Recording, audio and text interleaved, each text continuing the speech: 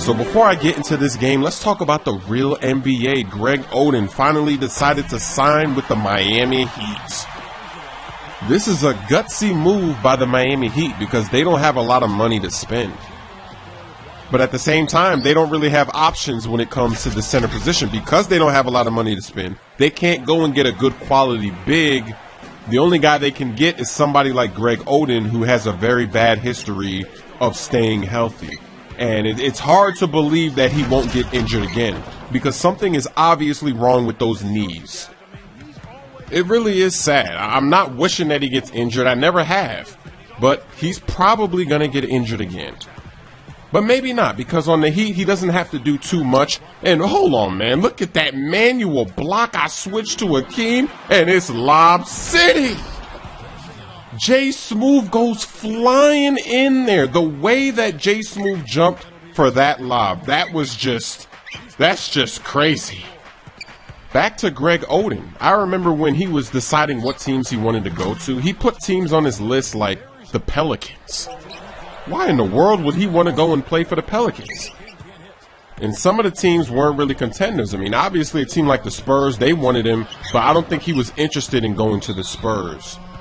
But the Heat, that's a good fit because they don't really need Greg Oden to be the #1 pick Greg Oden. They don't need him to play big minutes. They don't even need him to play against most teams because only a handful of teams in the NBA he's going to actually need to play against. And that's the Pacers. That's teams like the Grizzlies and the Clippers. Any teams that have really good bigs. That's the only time they're going to need Greg Oden, really. Everybody else, they can just play the same brand of basketball they've been playing the last 3 years, and they're going to do just fine.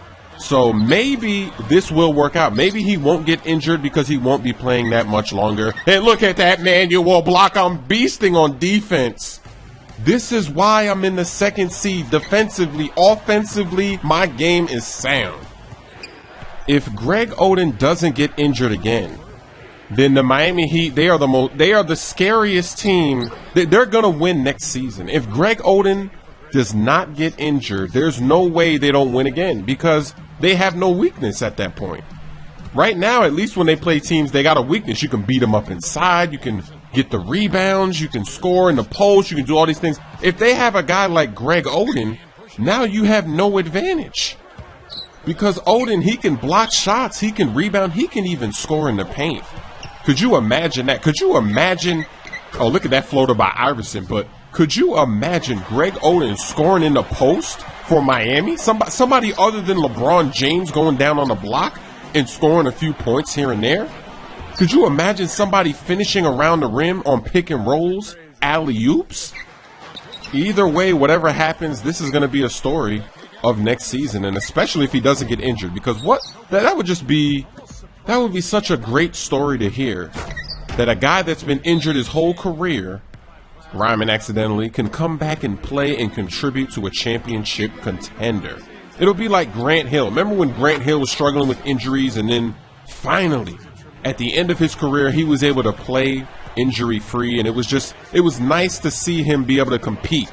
And that's really what you want for all NBA players. So if he turns out to stay healthy, that's going to be amazing for basketball.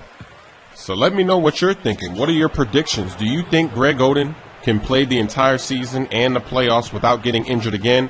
Or will it be 20 games in and he's right back to where he's always been? But now it's time to discuss this My Team game. And if you've been paying attention, I started the game with Tim Hardaway. Remember him? He's still on the team. I decided to give him the start because I wanted to have a super fast backcourt. I'm really loving the fast break action from Allen Iverson. And also, look at Larry Bird cheesing the shot clock cheese. He just threw that up quickly. That wasn't even his release. Another reason why I started Tim Hardaway is because now that I'm in the second seed, I've got to use everybody equally, because if they're still on this team, on the bench somewhere, you will see them appear in this second seed.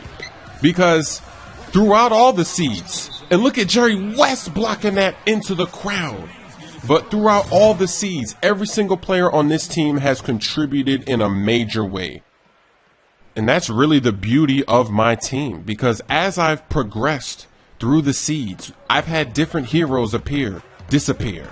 I've had Tim Hardaway knock down crazy threes in the clutch. I've had Jerry West doing his thing, LeBron James. Remember when I used to have J.R. Smith? And the team has evolved. And everybody here, Nick Anderson, Allen Iverson, Larry Bird, everybody on this team is ready, and they stay ready. It just depends on what's happening in the game. It depends on what lineup I need. If I need threes, I got people for threes. If I need defense, I got people to play defense. I got Penny that could play point guard. I got Magic that could play point guard. I got Jerry West.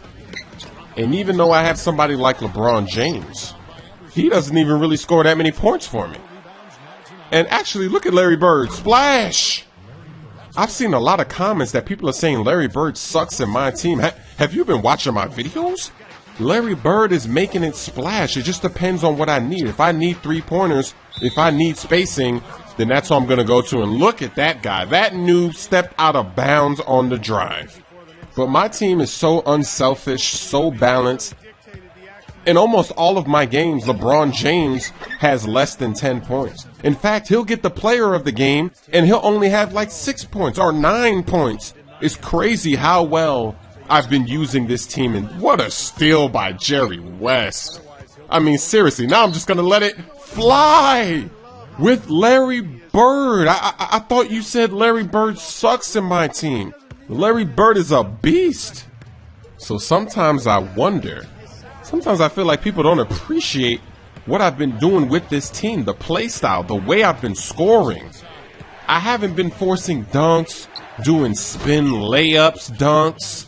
I haven't been doing any of that stuff. I've just been hitting mid-range shots, hitting threes, doing floaters, layups, post moves. I've been doing it all. And with players that a lot of people don't even approve of. They don't even want me to use. They complain when I put these people on my team, but yet you see the results. I put together a squad that can just get it done. Whatever I need to get done, they can do it because I've got all kinds of players. I got diversity at all positions, and it's working out. And this guy, I don't know how this guy got into the second seed with this team, but there's no mercy. There's only 9 wins to MJ. There's no mercy out here. If you're in the second seed and you don't come prepared with a team that can get it done, you're going to get beasted and feasted on. It might work against some other people. Because I guess if he's here in the second seed, it's got to be working against some people. But if you're playing against a good team with somebody that knows what they're doing and you got a team like this, you're not going to match up. The only way you could stay close or even win the game is if you abuse the game. You have to really take advantage of the flaws. You got to bust out the 1-3-1 zone. You got to force dunks. And then you got to hope that the guy you're going up against doesn't start doing those things too. You're lucky. If you play me, I don't do those things. I mean, I posted all my games so far, and you've never seen me do any of that BS. But just imagine if I did. Just imagine me playing with the flaws, abusing all the flaws, all the exploits against other people. It would be some cheese. If you think these people are cheesing against me, oh my goodness. Imagine if I did those things. I took my LeBron and forced dunks. Spin dunks, spin layups. Imagine if I did the 1-3-1 zone all game. Imagine if Jerry West doesn't miss. But imagine if I did the fading 3 cheese. The quick inbound 5-second throw up a 3, it goes in, splash. But I do have to give it up to this guy that I'm playing because he didn't rage quit. Isn't that amazing? I mean, look at the score, and he's still playing. So I have to show sportsmanship at the end of the game when the shot clock is cut off. Because right now, there's still a shot clock, so I'm not just going to stand there and get a whole bunch of turnovers. Nah, we still got to play. We still got time. I'm pulling up with AI. And my shot feedback is back to normal. And even though it said the release is wrong, it's not. Because in the last seed, Allen Iverson had a good game every single game. He was having games shooting 9 of 13, 7 of 11. Good shooting percentages. I know his release. Sometimes this game online, they don't know the release of the players. But I know the release, so it's all good. And as you see, I changed my jerseys again since I'm in a new seed. I should have been doing that, I guess, throughout. But I just ain't had time for that. I was so busy playing these games, and look at this. That's my patented splash. That's my career move right there on the pick and roll. When you get them going one way, you cross it back up the other way. And look at this manual defense. Get that out of here. I have been playing spectacular manual defense. I have been getting so many manual steals and manual blocks throughout this entire series. It feels good when you do it by yourself, manually. When you're the one, you pressed Y, you timed it, and you blocked that nonsense. You protected the paint.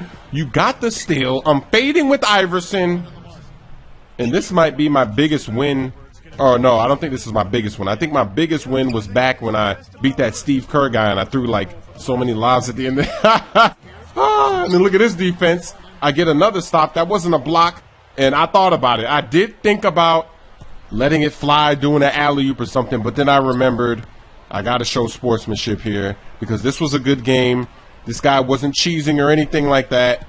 You got to show sportsmanship. I mean, I show sportsmanship, but if people bust out the cheese, there's no sportsmanship coming. I'm just going to rub it in if I'm up. That's what you got to do. You got to punish these people out here that are disrespecting you.